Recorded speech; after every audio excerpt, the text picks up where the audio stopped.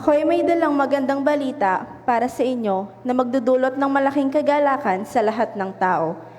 Isinilang sa inyo ngayon sa bayan ni David ang tagapagligtas, ang Kristong Panginoon.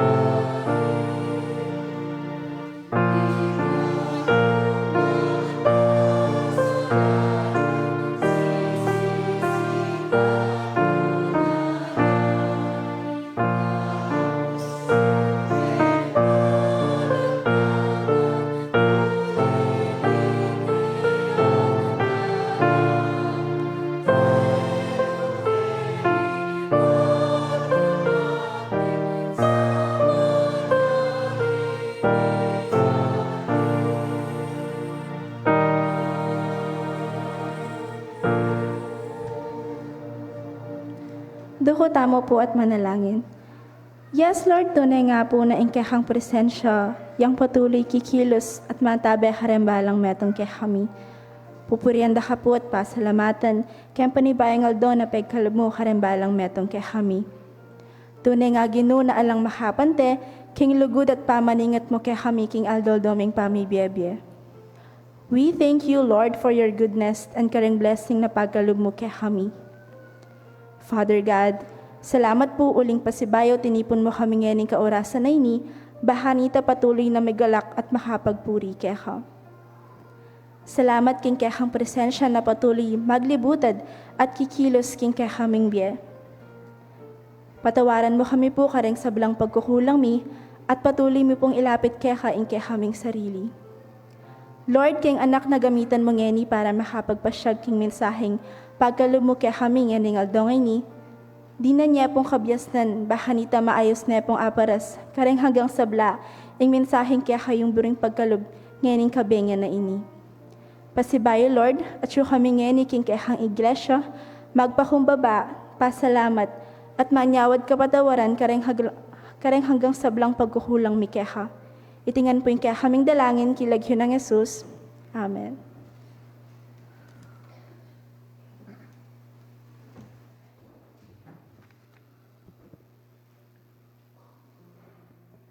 Po.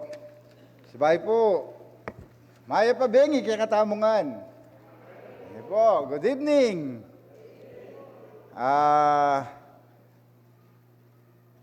Panglima na po ini. So, Salamat king Ginoo at king balang bengi at inyang mensaheng dadalan kaya katamo. Inya naman karel pang susunod na Domingo, Domingo ring bengi, mag-umpisa bukas, tuloy-tuloy tapa po kanyan, nga ngayon pong aldong iti, dahil nga kaya na kanilang kaya katamo pong in charge. So bukas naman dahil mayap, niya pinandit po kay ba't na ni pamanyang ba, dahil mayap, mag-practice. Mayagkat lang mag-practice at malakwan labang at mag-practice. Keng December, keng 21 po, so mayap lang at bukas. Kay ba't keng 22 po, abay-abay tamo pong samba, uling aldone ning ginuita. Mi talagang aldone ning ginu, niya samba tamo po keng oras sa alas 8 na ning abak, keng Sunday. Uling kay ba't na po kanita, kaya tang bengi, mi katin tamo pong lay org, nebo, ita pong fellowship tamo. Inya nung interesado kayo pa po kaya tang kareng t-shirt, at di pa po kaya talalam, lawin nyo po. Pwede pa? Pakicheck tala po deng size deng t-shirt, uling megbayo la po. Mela tilang bagya, isang size da. Pero bagya mo naman. Okay. Yan, so yan po, keng Kapaskuhan, sambataan po, but keng 26, atin tamo pong expect data nga bisita, reta pong makaregistered, 246 ba? 246. 246 na po ding registered, hopefully po, dita ka nalaren tagal, kay ba't atin pa pong around 20 na iba't laking seed of faith, dita pong speakers, ang pong mag-handle kaya tang kabuwanan ng CI. So, nung pong available na rin, gawan nyo pong available pa si Bayo, rin baleyo na patok na nga tapat sa tala mo pong 26 bengi, yan pong 27 bengi. So, dahil pong makitok ng magal mo sa labo kayong balay, kay Kening Church na po. So, sa Jatala po din kaya. Sana po nung ating available kaya kayo, ang pong nung nano po yung asaw na po. So, ito po, December 31 naman, kaya katamo pong New Year's worship, New Year's Eve worship celebration na po ita. So, ala na pong announcements. Ngayon po, nung ala na, nung atigay pa po palang dagdag, pwede yung pong tagal. Maya pa biyangi po, kaya katamongan.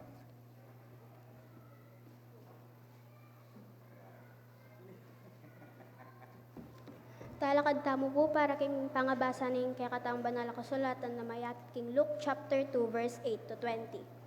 Doon ay may mga pastol na nasa parang at nagbabantay ng kanilang mga tupa ng gabing iyon. Lumapit at tumayo sa kalagitnaan nila ang isang anghel ng Panginoon at nagliwanag sa kapaligiran nila ang nagkakasilaw na kaluwalhatian ng Panginoon. Ganoon na lamang ang kanilang pagkatakot. Ngunit sinabi sa kanila ng anghel, "Huwag kayong matakot. Ako ay may dalang magandang balita para sa inyo na magdudulot ng malaking kagalakan sa lahat ng tao. Isinilang na ngayon sa bayan ni David ang iyong tagapagligtas, ang Kristong Panginoon. Ito ang iyong palatandaan. Matatagpuan niyo ang isang sanggol na nababalot ng lampin at nakahiga sa isang sabsaban. Bigla nilang nakitang kasama ng anghel ang isang malaking hukbo ng mga anghel sa kalangitan. Sila'y nagpupuri sa Diyos at umaawit. Papuri sa Diyos sa kaitaasan at sa lupa ay kapayapaan. Sa mga taong kinalulugdan niya nang makaalis na ang mga anghel pagbalik sa langit, ang mga pastol ay nag-usap, tayo nasa Bethlehem. Tignan na natin ang pangyayaring ito na ibanilitas nila sa Panginoon. Nagmamadali siyang pumaroon at natagpuan niya sina Maria at Jose at ang sanggol na nakahiga sa isang sabsaban. Isinalaysay ng mga pastol ang sinasabing anghel tungkol sa sanggol. Namangha ang lahat na nakarinig sa sinabi ng mga pastol. Tinandaan ni Maria ang mga bagay na ito ay kanyang pinagbulay-bulayan. Umalis ang mga pastol at nagpuri sa Diyos at nagpapahayag ng kanyang kadikitlaan. Dahil sa lahat ng narinig nila at nakita na ayon na sinabi sa kanila ng anghel. May panuwanan tamo po ka rin nga manong may basa.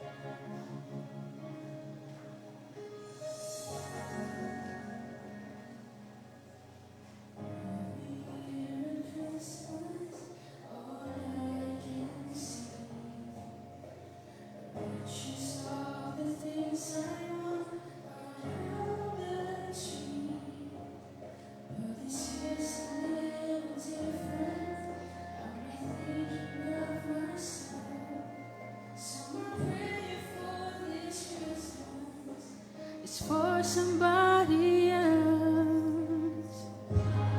Pray joy to the world. Peace for every boy and girl. Hope when life is hard. Light when everything seems dark. God, I know you're listening and you can hear the need of every broken heart and all their tears. I don't have a lot to offer, just this one simple prayer, that this Christmas everyone would know somebody cares. So I pray joy to the world. Peace for every boy and girl. Hope when life is hard.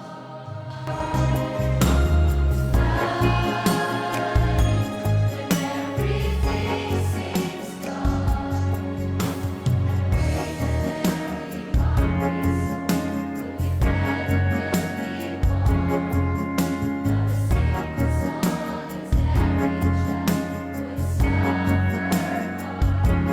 And Lord, if my year ending, as we take another view, my hope is that this Christmas will somehow come true. I pray humanity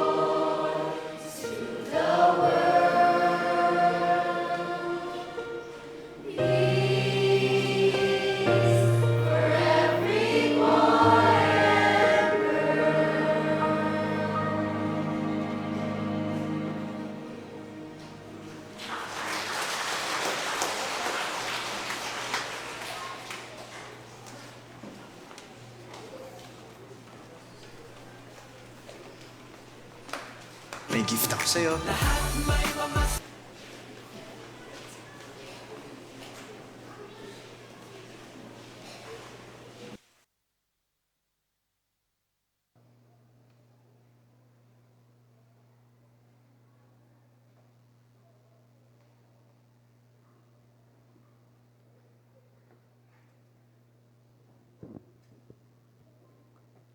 Good evening nga po, kakayongan.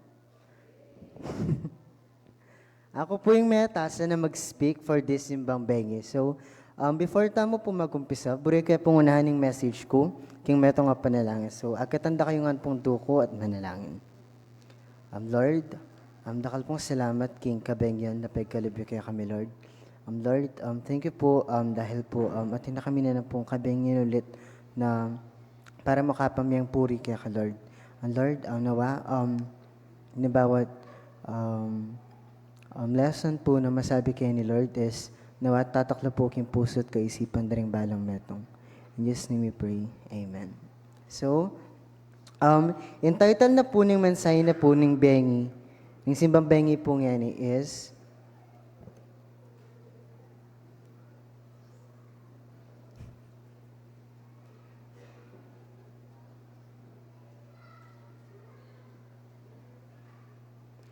Transforming Lives of Ordinary Shepherds into Extraordinary Witnesses. May akiya po kitang may basa po nandin, King Luke chapter 2 verses 8 to 20. Metong apambihirang saksi. Apin po yan ng megin definition na ng Bible karang pastul, anyang ikit dei Jesus. King panahon na baya pami bayit Jesus, dang pastul atin nala pong purpose, or atin nala pong mahalagang papel or role na gagampanan king lipunan. So first, nanya nga po ba yung pastol? Ang isang pastol ay isang nagmamalasakit at nagmamahal na gabay sa tupa. Ang isang pastol ay isang taong tinawag ng Diyos upang alagaan ang tupa. So with this description po, dang pastol alila mo po kabut tagapangalaga or guide na rin tupa. They're more than just a guide. They are called by God to be a shepherd of His goodness and words. So before we dive into our main points, if you're wondering, nano na ba rin katangian or characteristics na ning metong apostol? So first, sabi na po Kenny, mahirap na buhay. Ang mga apostol ay nagtatrabaho sa labas, sa ilalim ng araw at ulan, at madalas na naglalakbay sa mga bukid. Back then, life was just simple. Reto pong main obra po ka rin, farming, fishing, pamag-alaga ang animals, pamangalakal. Ala pong magarbong things before, just like what we have now. And next characteristics naman po is mga alipin ng Diyos. Ang mga pastol ay itinuturi ng mga alipin ng Diyos na nag-aalaga ng mga hayop na gagamitin sa pag-aalay. Dang pastol po, metong lapong kayabe na po ng Ginoo na mag-alaga ka rin pong tupa na i-offer. So, a little trivia mo po. Before po, yung pamag-offer po is alila mo po pure pera, salapi, ganon. Usually po, ang dem pong alagang hayop or dem pong anita po from their farms in over to po king Ginoo. So, next characteristics naman po is mga taga-pangalaga. So, sila ang nagbabantay sa mga tupa at baka upang maprotektahan ang mga ito mula sa mga panganib. Deng pastol po, deng maging protectors daring ships or tupa. Kumbaga po, ila po deng ayaw sa tamang bala mo superhero that time na mag-protect karetang tupa. So, the last po na characteristics is mga mangangalakal. Ang mga pastol ay nagbebenta ng mga produkto mula sa kanilang mga hayop tulad ng gatas, balahibo at mga produkto mula sa balat. So back then po, ang metong la po karing mamisaling products from their animals na iningat na po ang senese. Such as like reta pong milk, furs, and even po karing balat na po rin baka. And apin po reta pong apat na characteristics dirang pastol na may sabi. So with that, I want to start po to our first point. Sabi na po, response to God's call. Hindi kailanman huminto ang Diyos sa pagtawag sa atin sa iba't ibang kaparaanan. Gaya ng mga pastol, tinawag sila ng Diyos habang nasa gitna ng kanilang pagtatrabaho at tumugon sa tawag ng Diyos. Nang makaalis na ang mga anghel pabalik sa langit, ang mga pastol ay nag-usap-usap. Tayo na sa Bethlehem. Tignan natin ang pangyayaring ito na ibinalita sa atin ng Panginoon. Nagmamadali silang pumunta roon at natagpuan nila sina Maria at Jose. At naroon ang sanggol na nakahiga sa sabsaban. Na mayakit po king verse 15 to 16. We are called. Everyone has a calling of their own. I believe that not every calling is about kimpa magpastor or even kimpa magdeaconess or maging volunteer worker na kaning church. You sitting there listening to God's message is already a calling. Minsan nalita mo po realize na God's calling us kasi we thought na para mo masabi na inawas nining Ginoo, kailangan magpastorya pa, kailangan magdeaconess siya. Sabi po kay Ecclesiastes 11:5, God's ways are as mysterious as the pathway of the wind. Miracle ways na pwede na kang awsan ng Ginoo. We just have to figure it out with His guidance. And along the way, habang figure out tayo kung nanya nga ba yung purpose or kung nanya ba yung calling ng Lord ka ako. And with prayer, eventually, find out tayo kung nanya ba itong making way ng awas na ning Ginoo kaya katam. So, kaya po, personally po, I was called in a way na maging president na po ng youth kaya ning church tama po the Disciples UMC. So, kwento kayo mo po sa gulion how I end up here po. Kumakanan niya po yung process and kumakanan kaya po dimdam ang awas na ning Ginoo kaya katam. Kanako po pala. So first, umpisang kaya po anyang may ka-election po king district. So trivia mo po during that time po, yako po yung vice president na ning youth and yung president po kanta Itrisha. So during the election po king district, marakal po ka nung youth imbisa na maging district officer ya po Itrisha. So that time po, aliya po megawa Itrisha. And then yung kinwento na po kaya kami nga doon kaya na. Ito na, marakal po nga po bisang gawan de pong district officer Itrisha. So sabi na po, alinea pa po tinggap that time. And I was low-key relieved na, okay. Alinaw pala tinggap. So, atin niya pang another year as president here. Pero atin timpong part ka ako ng, balam kakarog ko po. Ako po balo, all of a sudden, ba't kakarog ko po? Nung ene po tinggap, so that means ating pong chance na mag-president niya po this year. So, kaya po, ang fast forward, ang kabang gagawan, anya pong gawan de pong appointed district officer Tricia. Since alila po may completing officer kanto, with lots of prayer and signs po, tinggap na pong Tricia. And yung pa mag-district officer po. Pero bahay na po tinggap Tricia, chinat na kami po. Sabi na po, she feels that God's plan is greater than her plan. So, and metong niya po yun karing maging calling na. And before po kasi bibirwan kayo po na pagating pong lalapit kayo ng ausande po for district officer. Sabi ko, alika pa. Kasi makananing church ta ni. Feel ko nung ako mag-present, baka ikaya pa agyo. Pero, while reading her text po, while reading her message po, I was happy po kasi po, I figure out niya po along the way na kung nanya po yung calling na binya na pong Lord kaya. So, another fast forward moment po, ito po, anyang during the election of officers na po kaya ng local church tam, anya pong pamamili na pong position, dininanda kami pong time, so think kung nanya po bang positioning ko namin. We were instructed po na manulat first choice and second choice na position. So, bayo ko pa man po isulat, I kept resisting the thought na dapat isulat kayong president. Kasi po, bayo kaya pa man po talentang papel, at yun po kayong panamdam ko po na, okay, apin yung tanggapan kong position, apin yung punta lang kong position, apin yung position na binyan ng Lord, buri ng Lord para ako. So, eto po, apin po itong metong kareng meging pong, makanan na ako po in-house, Lord. So, I want to ask this question po kaya kayo. Ikaw, Sa paanong paraan mo tinutugon ang tawag ng Diyos? So habang magbuleta mo po kitang question din, let's move on po king second point. Sabi na po, sharing the good news. Ang pagbabahagi ng karanasan kay Kristo ay isang mahalagang aspeto ng buhay ng isang Kristiyano. Ito ay nagbibigay ng pagkakataon upang ibahagi ang pagmamahal, habag at kapangyarihan ni Kristo sa ibang tao. Ito ang nangyari sa mga pastol pagkatapos nilang mabatid at narinig ang kapanganakan ng Mesayas. Nang makita ng mga pastol ang sanggol, isinalaysay nila ang sinabi ng anghel tungkol dito. Namangha ang lahat ng nakarinig sa sinabi ng mga pastol. Tinandaan ni Maria ang mga bagay na ito at ito'y kanyang pinagbulay-bulayan.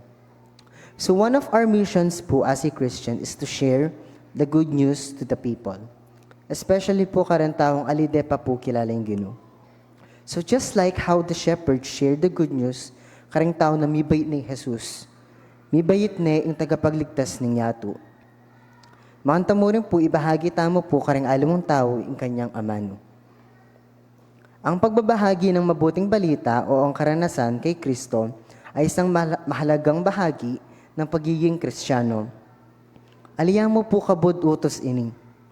Metong ya po karing way tamo to show thankfulness king altoldo na bless na katamong Lord.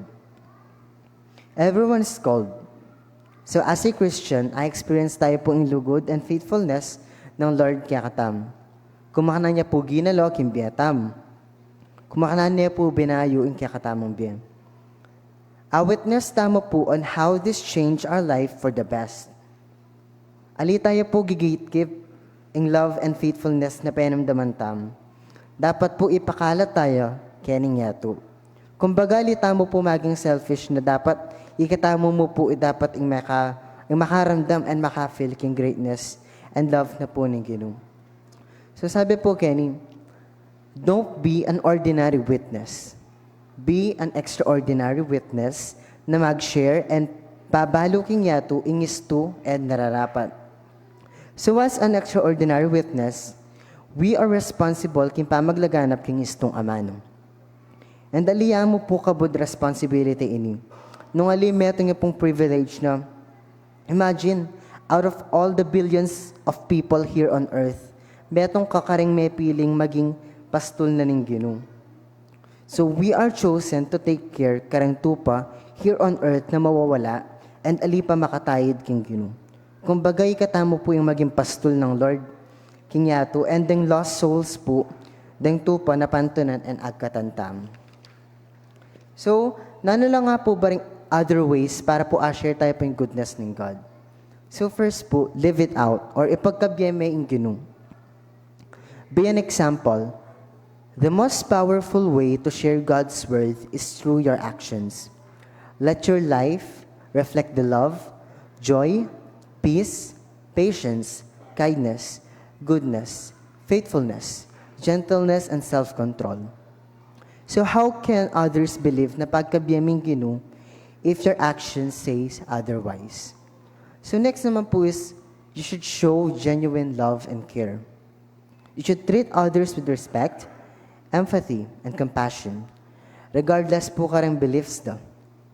A simple act of kindness can open doors for spiritual conversations para po mas may palapit na po rin tao king Ginoo. So next naman po is to share your personal story. First is to testify to God's work in your life. Share how God has impacted you personally. This could be a story of overcoming a challenge, finding hope in a difficult situation, or experiencing a sense of purpose and direction. Kung makanana ka po binayo ng Ginoo, you should speak yourself. Be authentic and vulnerable. Yung pamagkabe po with God is not always perfect. At yung tamo pong ups, at yung tamo rin pong downs. Ali tayo po paboren na ding struggles arin ing mag-overcome o mag-overpower kaya katam. Let the people know na kahit na masakit yung pagdalanan mo, dahil you know that you have God by your side, no struggles can let you down. So last naman po kareng some of the ways that we can share God's goodness is by simply teaching or preaching. Mag-share po with means kim pamanuro. Like kim mag-lead po kim Bible study, junior league, kareng pong Sunday school sessions, or kahit po kim mag-share po during sharing sessions po. So, these are just some of our ways on how we can share ng amano ng Ginoo. Marakal mo po kanya-kanyang ways personally, kung makanantala po, apal to karang alam mong tao ding amano na. So that leads po to our third and our last point. Sabi na po, worshiping with joy. Umalis sa mga pastol na nagpupuri sa Diyos at nagpapahayag ng kanyang kadakilaan dahil sa lahat ng narinig nila at nakita. Ayon sa sinabi sa kanila ng anghel. So kapag pumunta tamo po church, alita mo po kabod makiramdo or magkanta. So what do we feel after? During worship tamo po papanamdaman itang joy? So what we felt during worship should not end there. Ayaw mo po mayayaring worship tamo kening church. Dapat po, it is supposed to be continuous and from the heart. Dapat po mag-reflect yarin po kin life tamo and king biyata mo po king wall church. Habi ko po, alay mo po during simba, karitaya mo po dapat afi-feel, yung saya ang pong tulak yung pamag-serve kang Lord. So, ang pagpunta sa simbahan ay hindi lamang isang routine or dahil nakasanayan na lamang ito. Ito ay isang pagkakataon upang makipag-ugnayan sa Diyos, mapalakas ang ating pananampalataya at makatanggap ng inspirasyon upang mamuhay ng ayon sa kanyang kalooban. Ang kagalakan na nararamdaman natin sa pagsamba ay dapat maging gabay. Gabay natin sa ating pang-araw-araw na pamumuhay na nagpapakita ng ating tunay na pagmamahal at paglalingkod sa Panginoon. We know to ourselves na once we feel joy and happiness during and after worship, balutan mo na we gave the right praises na deserve ng Lord. So, ang tunay na pagsamba ay nagbubunga na kagalakan sa buhay ng tao. Ito ay nagmumula sa puso na puspos ng Espiritu Santo. Kapag po magpuri tamo king Ginoo, minsan nalita mo po expect na bigla na ka mong gagaga or there's something in your chest na bala may po ay explain. But it gives us joy and happiness. Minsan po makikarry the way tamo po kareng songs na emu apan sa nagagaga na ka pala kasi penondaman may Lord. And ang pagsamba ng may kagalakan ay isang tugon sa katapatan at kabutihan ng Diyos. So alita mo po kabod mag-worship. Dapat we worship with joy. Dahil yung pupurihan tamo po yung kakatamong Ginoo. Worshiping with joy in our hearts also shows on how we reply to God's faithfulness and goodness. So sabi natin po, tulad ng mga pastol, sa isang pagkakataon ay nararanasan nila ang kapangyarihang nakakapagpabago ng Mesayas at ito'y habang buhay ng maaalala at pag-uusapan. Hindi lang ang mga pastol, kung hindi pa man ang lahat ng nakatagpo at nakakita sa Panginoon ay nakakaranas at ng pagbabago sa kanilang buhay. Magpahanggang ngayon, maari nating masaksihan at maranasan ang kapangyarihan ng ating Panginoon na gumagamit ng pangkaraniwan sa hindi pangkaraniwang pamamaraan. So, to end po, lakwan kayo po ulit, na don't be an ordinary witness. Be an extraordinary witness. So, lagi si Kristo higit sa lahat. In the name of the Father, and the Son, and the Holy Spirit. Amen.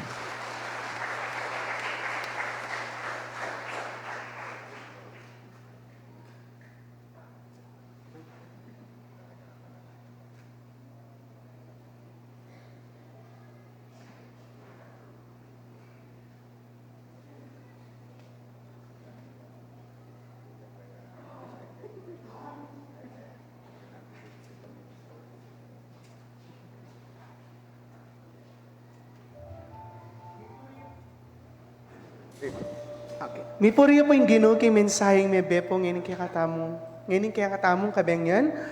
Tonight's message challenges us on how to live our faith and how to be prophetic witness of God. Kaya naman, i-challenge tayo din po yung sarili tamo or kutangan tayo rin sarili tamo on how we can live our faith, not only inside our church but also king kakatamong community. So allowed po to give the certificate of appreciation to Brother Aldrich Daniel Salonga for blessing our congregation with the powerful and inspirational preaching of the Gospel of Jesus Christ during the celebration of Simbang Bengi 2024 with the theme, Messiah, the Anointed Bearer of God's Transforming Power, presented this 20th day of December 2024. Signed by Ms. Karen Shane Baluyot, Worship Committee Head, Deaconess Lerma Austria, CE Deaconess, and Reverend Victoria Mundo, our Administrative Pastor.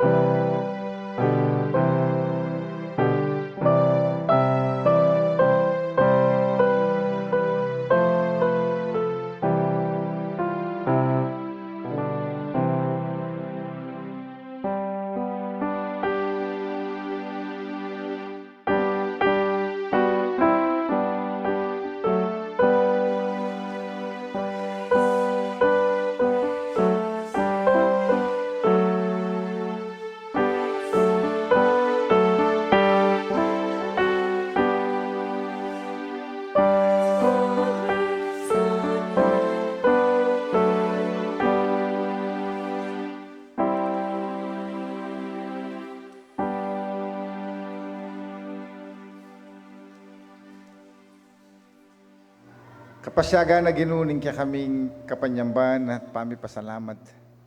Pasibayuming babalik de ngayin.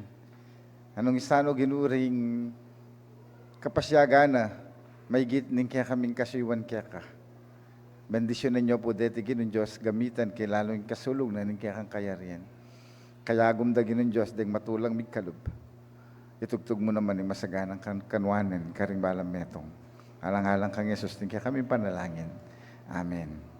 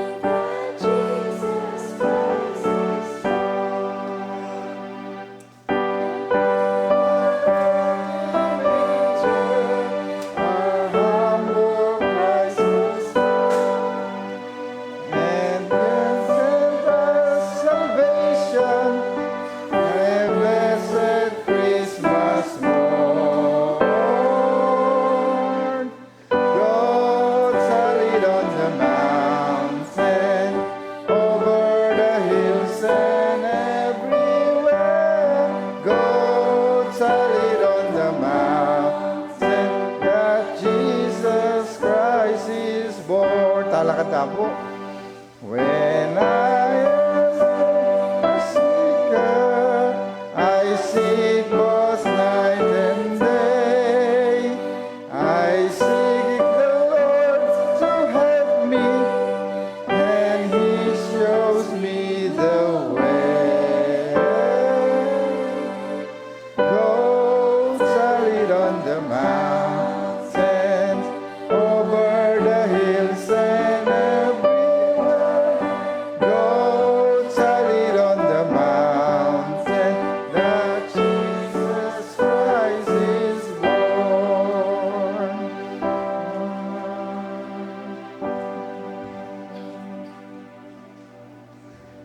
Pasibayo Ginoo, lalapit kami keka. Kay bat naning metong ayawos. May kibat siya ing balang metong at yung Kenny. Babalita kalupadaring pastul. Ing meging karanasan. Nung inyaking diwana ning pamya gumagum Ginoo, lalapit kami magpakumbabake ka Ginoong Diyos. Kay ba't daring mapila na benging pamagmasusimi, mitanam kay kami Ginoong Diyos ing manatili kaming salpantaya kay kaoig pang banal.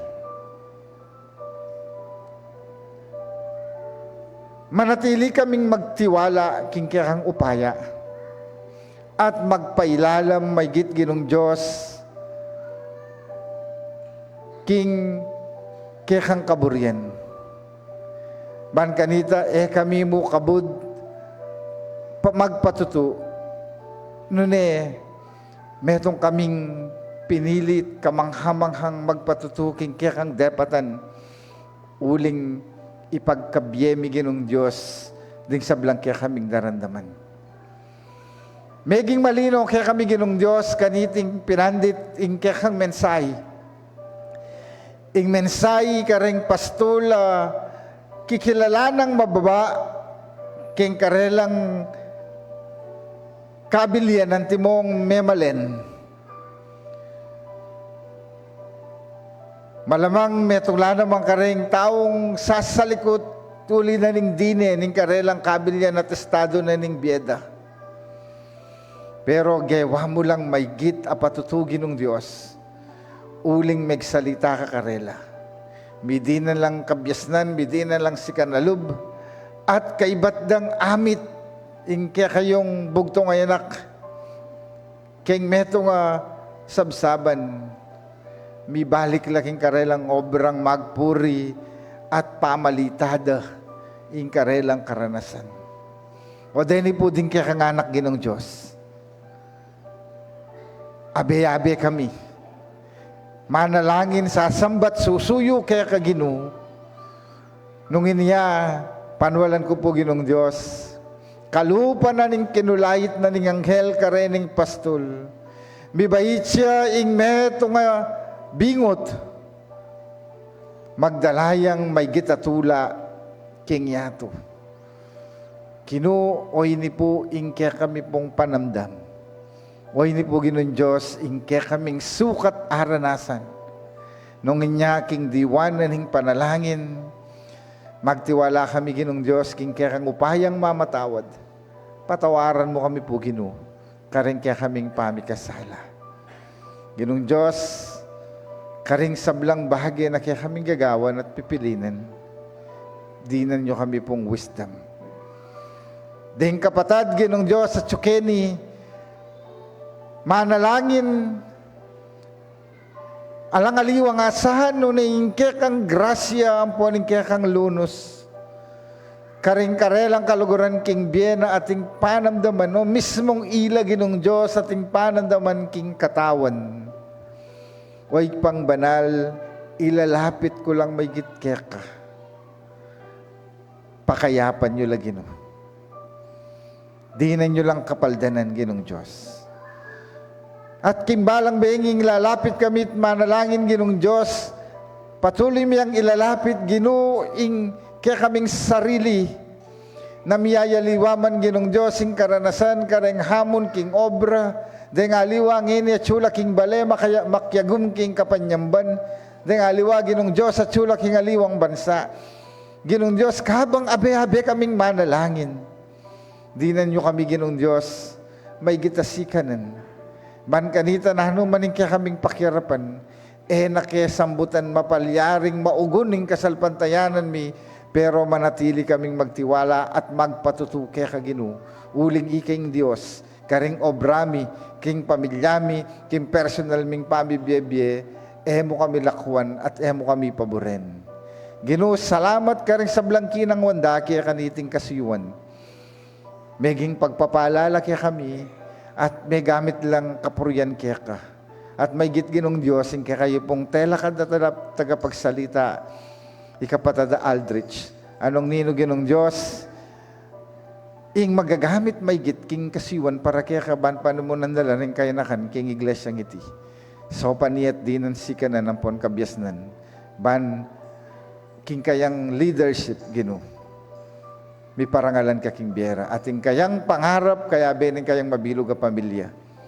Gino, panwalang ko pong ipagkalubyo po kaya iti.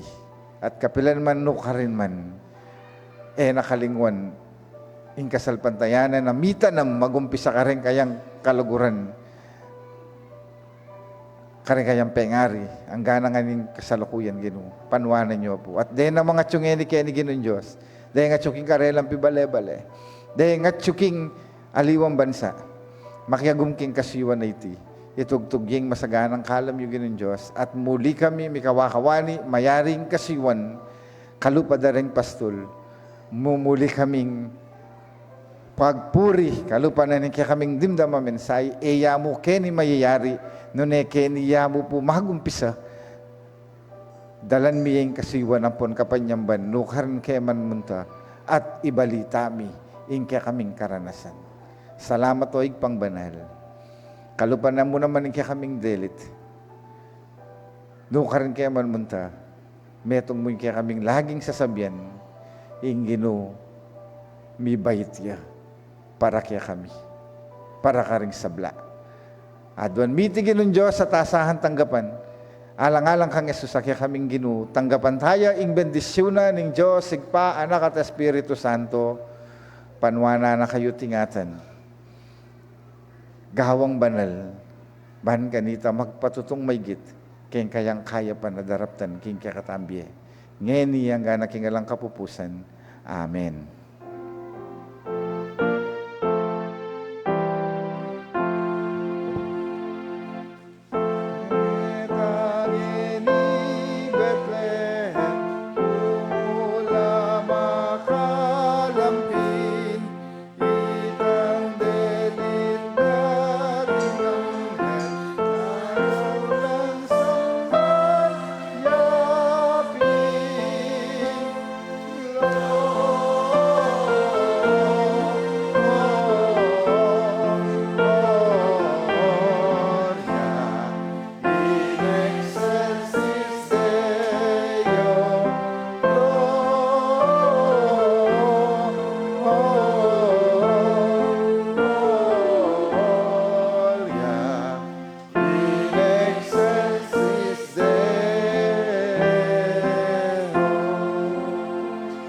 Good evening po. Sige po, mag-offer tayo pong mas ganapalakpak yung Ginoo. God bless po.